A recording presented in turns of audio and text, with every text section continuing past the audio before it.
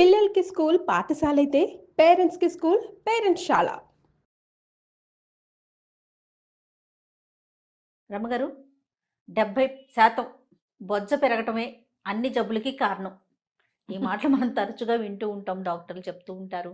డాక్టర్లు ఏముందండి అందరూ చెప్తూ ఉంటారు. మనకి కూడా తెలుస్తూ ఉంటుంది ఆ విషయం.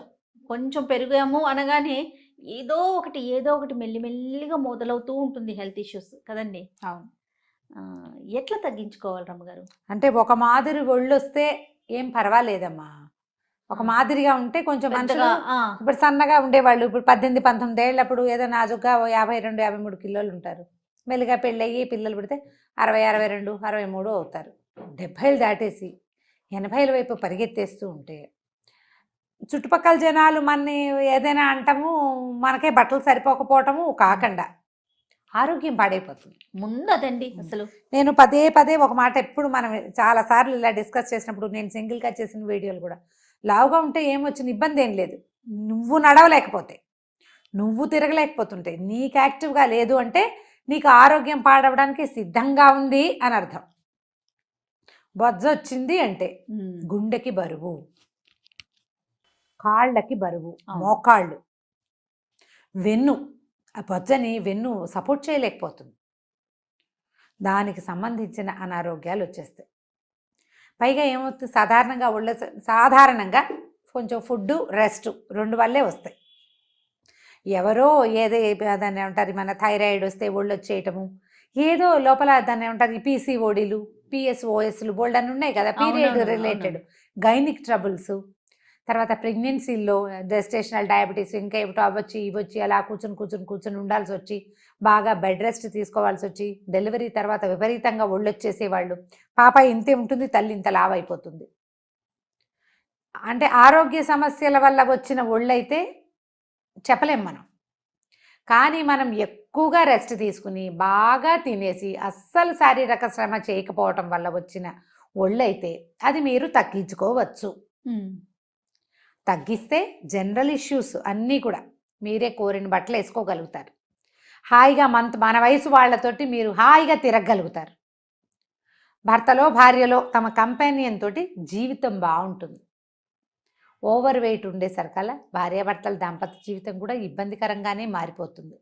ఆడవాళ్ళకైనా మగవాళ్ళకైనా ఇదేమి సెన్సిటివ్ ఇష్యూ కాదు, జనరల్ ఇష్యూయే కదా. అవును, ఎవరికైనా ఉండేదే కదా సమస్య. మరి వీటితో ఏమవుతుంది, ఏమైనా అవతల వాళ్ళు కంపానియన్ మనతో పాటు సరిగ్గా ఉండకపోవచ్చు, వేరే ఏమైనా కొత్త ఇష్యూస్ వచ్చే జీవితంలోకి చెప్పుకోలేకపోతాం. ప్రయత్నించి ఒళ్ళు తగ్గించుకుంటే కొంత మటుకు బెటర్గా ఉంటుంది. ఇప్పుడు జనరల్గా అందరూ చేసేది ఒళ్ళు అనగానే తిండి మానేయటం, డైట్ బాగా 2 రోజులు మానేశాక 3వ రోజు ఆగలేక క్రేవింగ్ వచ్చేస్తుంది. డైట్ కంట్రోలు విత్ ఎక్సర్సైజు, దీంతో పాటుగా ఒక డాక్టర్ సలహా, ఈ 3 ఉంచుకోండి. ప్రయత్నపూర్వకంగా ఇప్పుడు ఒక మాదిరి మనం ఉండాల్సిన దానికంటే 10 కిలోలు ఎక్కువ ఉన్నాము అంటే 2, 3 తగ్గించండి చాలు.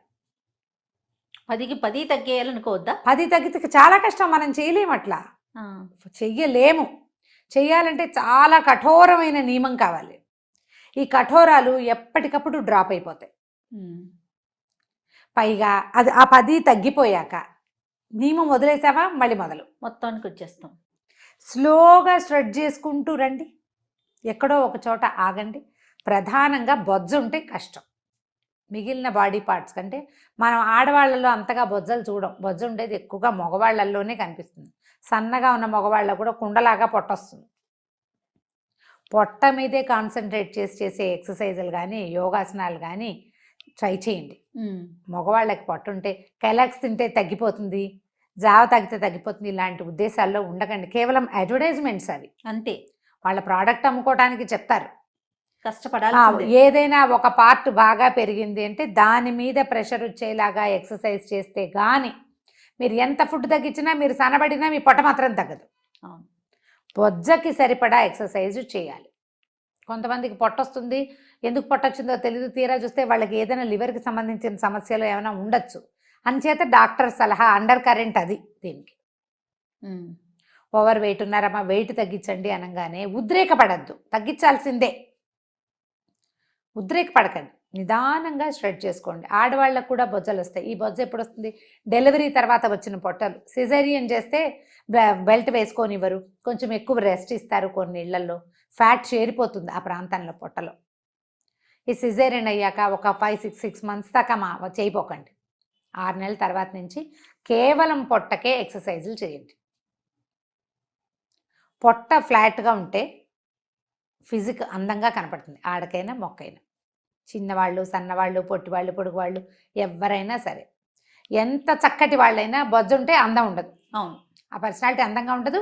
ఏ బట్టలు వేసుకున్నా వాళ్ళ పొట్ట కనపడుతూ ఉంటుంది ప్రాంప్ట్గా. దాన్ని కొంచెం తగ్గించుకునేందుకు ప్రయత్నం చేయండి. పొట్ట వల్ల అప్పుడప్పుడు మనకి ఇబ్బందికరంగా అయిపోతుంది జీవితం. అది రాగల కాలాల్లో మన వెన్నుకి, నడుముకి, మోకాళ్ళకి, అప్పుడప్పుడు హార్ట్కి కూడా ఇబ్బందికరంగానే ఉంటుంది. ప్రధానంగా ఇప్పుడు మనకి అవకాశాలు ఏంటంటే అంత ఎక్కువగా వాడకూడదు, ఎంతసేపు నెట్లో ఉండకండి అని చెప్తున్నప్పటికీ మనకి ఇంటర్నెట్ సహాయమే తీసుకుంటున్నాం మనం ప్రతిదానికి. అవును. కాన్సన్ట్రేటెడ్గా ఈ పర్టికులర్ పార్ట్ మీద ఎక్సర్సైజులు మీకు యోగాలో కానీ, పిలాటిస్లో కానీ, లేకపోతే జూంబాలు కానీ ఎన్ని దొరుకుతాయో ఎక్సర్సైజులు అన్నీ తీసుకోకండి. ఏది మీరు చేయగలరు అని అనిపిస్తుందో అది ఒక్కటి పెట్టుకోండి. ఎక్కువ రోజులు చేసేలాగా కనీసం 21 డేస్ చేయండి. మొదటి రోజున పొట్టను టేప్ పెట్టి కొలిచి పెట్టుకోండి. ఏ 42 ఉందనుకుందాం, 42 ఉంది. ఈ 21 రోజుల్లో అది 41 లేదా 40 దాకా వెళ్ళింది అంటే వర్కౌట్ అవుతున్నట్టే. సూపర్. రెగ్యులర్గా చేయండి. తగ్గుతుంది, మనకి ఆత్మవిశ్వాసం కూడా పెరుగుతుంది.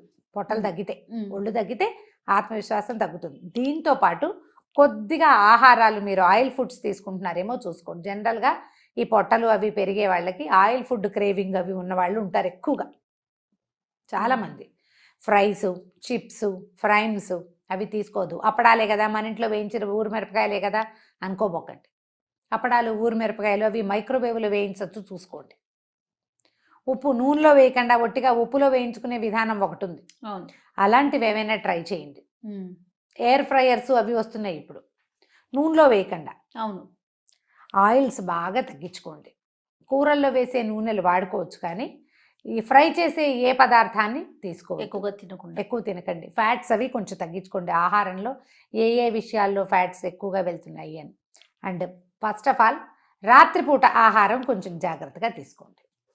అది చేస్తూ ఎక్సర్సైజ్ చేస్తే ఒళ్ళు తగ్గుతుంది, బొజ్జని తగ్గించుకోవచ్చు. ట్రై చేయాలి అంతే. ఒకరోజు 2 రోజులు మాత్రం కాదు, ఎప్పుడు మీరు దాని మీదే దృష్టి పెట్టుకుని ఉండాలి. మానేయకూడదు. పొద్దున మానేస్తే సాయంత్రం, సాయంత్రం మానేస్తే పొద్దున, తప్పకుండా రోజులో ఒకసారి దానికి సంబంధించిన ఎక్సర్సైజ్ చేయండి. తప్పకుండా.